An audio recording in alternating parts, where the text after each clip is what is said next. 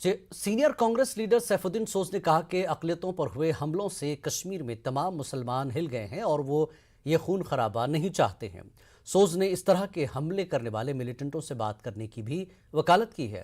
انہوں نے ملیٹنٹ حملے میں ہلاک ہوئی پرنسپل سپندر کور کے گھر جا کر لواحقین سے اظہار تعزیت کی۔ مسلمان وہ ہل گئے ہیں اندر سے، اور یہاں جو اس وقت لوگ ہیں تو یہ تو 95% تو مسلمان ہیں یہاں بیٹھے ہوئے۔ یہاں کے مسلمان جو ہیں دکھی ہیں کہ ایسا سوچا جا رہا ہے کہ مسلم کمیونٹی سے ہی کسی نے مارا ہے، جن بچوں کے پاس بندوق ہے۔ لیکن حقیقت یہ ہے کہ ان بچوں کو بھی کچھ کہنا ہے، ان کی بات سنی جانی چاہیے۔ ایسا ماحول بننا چاہیے کہ ہم جس کے ہاتھ میں بندوق ہے اس سے پوچھیں کیا آپ سوچتے ہیں، تاکہ اس کے دماغ کی چیز جو ہے وہ دور ہو جائے۔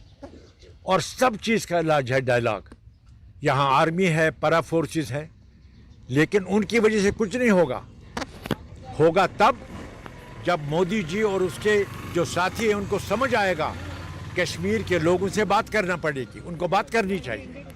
یہاں کے مین اسٹریم کے ساتھ نیشنل کانفرنس، PDP، اپنی پارٹی پیپلز کانفرنس، سب سے بات، کانگریس سے سب سے بات کرنا پڑے گی، عام لوگوں سے بات کرنا پڑے گی۔